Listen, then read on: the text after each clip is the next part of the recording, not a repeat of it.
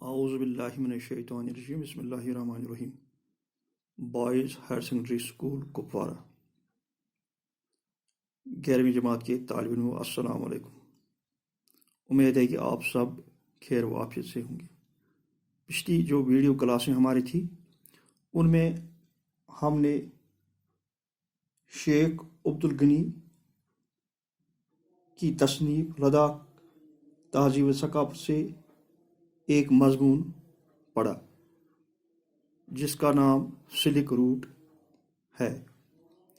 تو اس سبق میں ہم نے سلک روٹ کے بارے میں پوری جانکاری لی، یہ کہاں سے کہاں تک جاتا تھا اور یہ کب اس میں کون کون سے قافلے گزرتے تھے۔ تو یہ پچھلے 4 ویڈیو کلاسوں میں ہم نے مکمل کر دیا۔ تو آج ہم اس کے مشقی سوالات پڑھیں گے اور ان کے جوابات ڈھونڈنے کی کوشش کریں گے۔ تو پہلا جو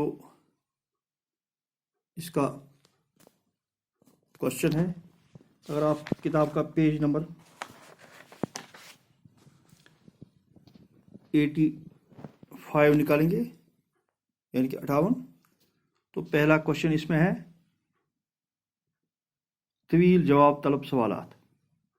سوال نمبر 1، مصنف کا حوالہ دے کر درج ذیل اقتباس کا ماحصل لکھیے۔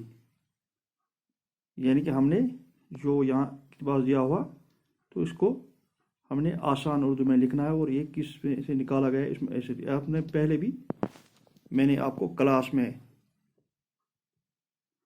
یہ سمجھایا تھا کہ اس کو کس طرح ہم دوبارہ لکھ سکتے ہیں۔ تو میں پڑھوں گا یہ، اس شہرہ سے صدیوں تک تاجر، مبلغ، یاتری، فوجی اور مسافر ہو گزرے ہیں، جہاں جہاں سے لوگ گزرتے تھے وہاں اپنی تہذیب کی چھاپ اور شان چھوڑتے تھے۔ تو اس کا ہم نے ماحصل لکھنا ہے۔ تو آپ اس طرح لکھ سکتے ہیں کہ یہ اقتباس یا یہ عبارت کا ٹکڑا عبدالغنی شیخ کی تصنیف لداخ کی تہذیب و ثقافت سے لیا گیا ہے، جو سلک روٹ کے عنوان سے ہماری کتاب میں ہے۔ نصاب میں اس کتاب سے ماخوذ مضمون سلک روٹ یعنی شہرہ ابریشم شامل ہے۔ اس اقتباس یا میں شیخ صاحب شہر ابریشم کے بارے میں لکھتے ہیں کہ یہ بہت ہی قدیم شہرہ ہے اور اس نئے زمانے میں بھی کئی اتار چڑھاؤ دیکھے ہیں۔ یعنی کہ اس شہرہ نے بہت سے اتار چڑھاؤ دیکھے ہیں۔ اس شہرہ پر مدت تک تاجر، مبلغ یعنی تبلیغ کرنے والے، سیاح، مسافر اور فوجیوں نے سفر کیا ہے۔ یہ لوگ مختلف ممالک، مختلف تہذیبوں اور مختلف پہناؤں اور زبانوں سے تعلق رکھتے تھے۔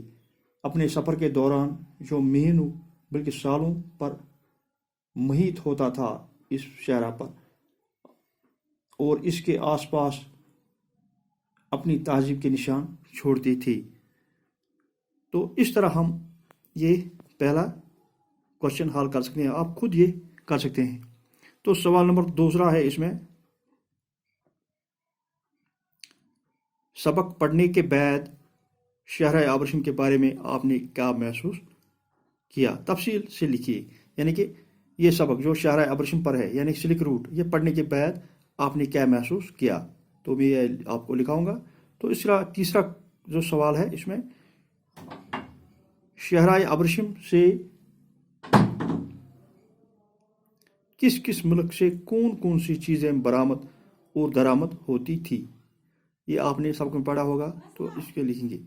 سوال نمبر 4، تجارت اور برآمدات کے علاوہ شہرہ ابریشم کی کیا اہمیت تھی؟ تو تجارت اور برآمدات یعنی کہ جو تجارت ہوتی تھی یا جو چیزیں وہاں سے جاتی تھی یہاں سے اور وہاں سے آتی تھی، تو اس کے علاوہ اس کی اہمیت کیا تھی؟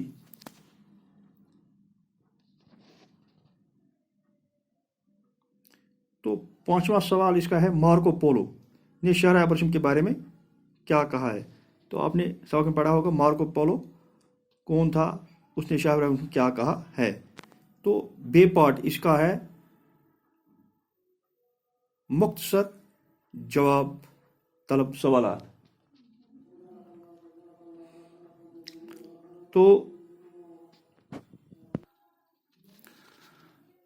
تو مختصر جوابات طلب سوالات۔ قدیم دنیا کی سب سے لمبی اور پراسرار شہر کا نام بتائیے۔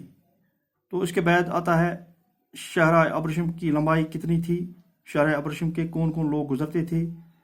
تو چوتھا شہر ابرشم موجودہ مختلف بستیوں کے نام لکھیے، جو آپ نے سبق میں پڑھا ان بستیوں کے نام لکھنے ہیں۔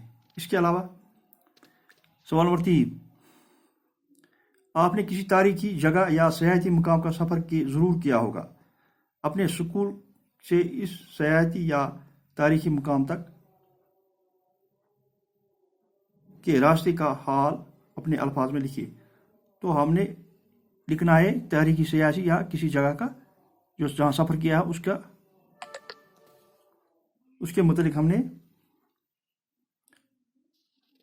سفر کے بارے میں لکھنا ہے۔ تو اس کے بعد چوتھا ہے کسی ایک عنوان پر 200 الفاظ پر مشتمل مضمون لکھیے۔ تو 200 الفاظ پر ہمیں مضمون لکھنا ہے۔ اس میں پہلا آپشن ہے جموں سری نگر شاہراہ صنعت ابریشم۔ تو سری نگر اور جموں کے درمیان جو شاہراہ ہے اس کے عنوان سے لکھنا ہے ہمیں 200 الفاظ پر ایک چھوٹا سا مضمون، ایک پیرا لکھنا ہے۔ تو دوسرا ہے صنعت ابریشم۔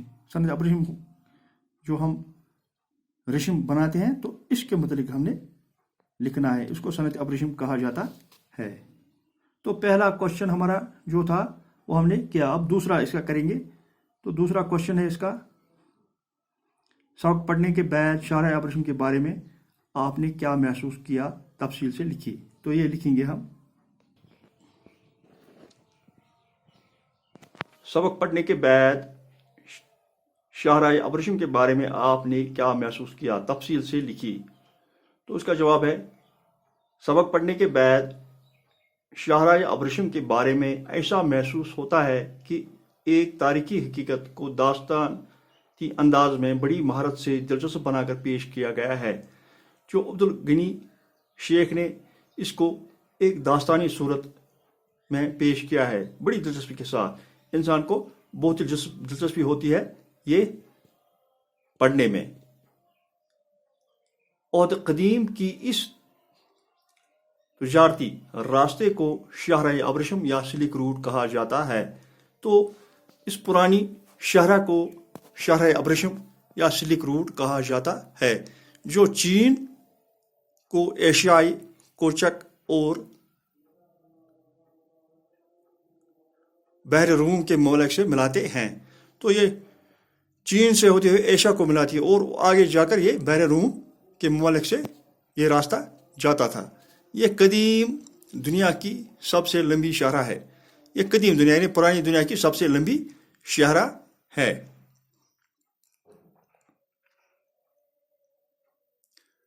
سلک روٹ حضرت عیسیٰ علیہ السلام کی ولادت سے پہلے 200 سال پرانی ہے۔ تو یہ کہا جاتا ہے کہ یہ جو سلک روٹ ہے یہ حضرت عیسیٰ سے 200 سال قبل پرانی ہے، یعنی کہ حضرت عیسیٰ سے پہلے 200 سال پرانی یہ سڑک تھی۔ اس کی لمبائی تقریباً 15,000 کلومیٹر تھی۔ جو یہ سلک روٹ ہے یا شہر ابریشم ہے اس کی لمبائی تقریباً 15,000 کلومیٹر ہے۔ اس شاہراہ پر کئی شہر، قصبے، دیہات اور بستیاں آباد تھیں۔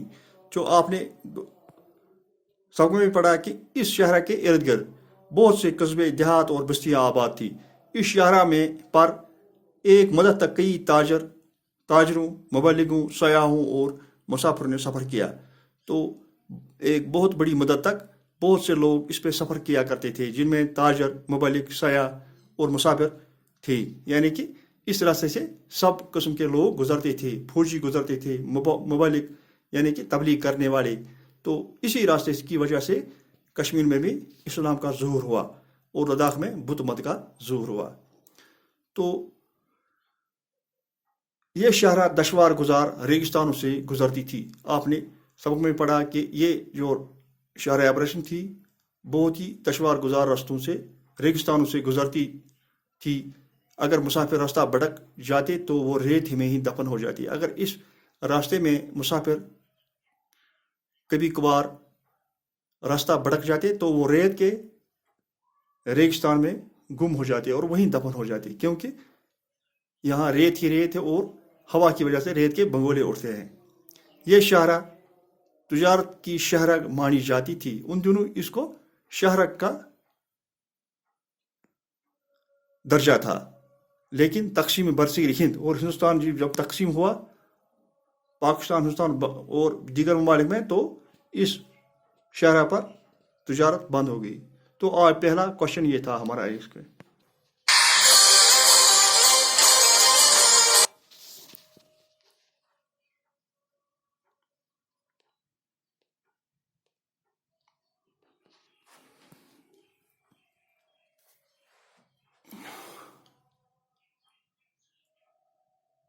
تو ہمارا دوسرا جو کوشچن ہے، شاہراہ ابریشم سے کس کس ملک کی کون کون سی چیزیں برآمد یا درآمد ہوتی تھی؟ تو جواب اس کا ہے چین سے ریشم، کاغذ، چھپائی کا سامان، بلوری، برتن اور بارود برآمد ہوتی تھی. وسط ایشیا سے گھوڑے، عطریات، ناشپاتی، اخروٹ وغیرہ برآمد کیے جاتی تھی. ہندوستان سے کپاس، کالی مرچ اور سندر کی لکڑی برآمد ہوتی تھی. مغرب سے شیشے اور شیشے کے آرائشی سامان مشرق ممالک سے برآمد کیے جاتی تھی. اس طرح ہم نے یہ 3 کوشچن اس کے کر دیے. تو انشاءاللہ اگلے سیشن میں اس سے آگے ہم جو کوشچن ہیں وہ کریں گے. باقی وسلام.